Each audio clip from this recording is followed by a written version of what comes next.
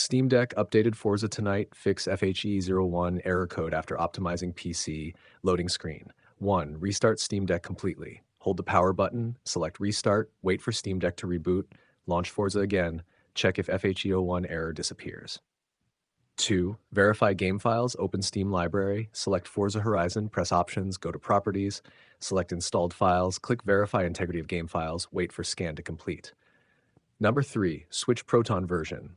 Open Steam library, right-click Forza Horizon, open properties, go to compatibility, force the use of a specific Steam Play compatibility tool.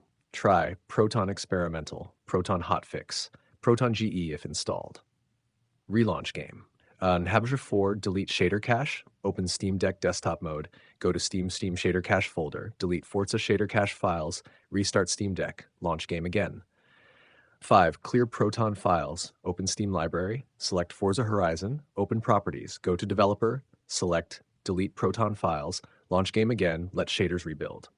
Number 6. Check Steam Deck system update, open settings, go to system, click check for updates, install latest SteamOS update, restart device. Nashta 7. Move game to internal SSD, open Steam storage settings, move Forza from SD card to internal SSD, wait for transfer to finish, launch game again. Part 8. Disable mods or custom files, remove reshade/mod files, restore original game files, verify files again through Steam, retry launching the game. 9. Reinstall the game, uninstall Forza Horizon, restart Steam Deck, reinstall the game fresh, launch after installation completes.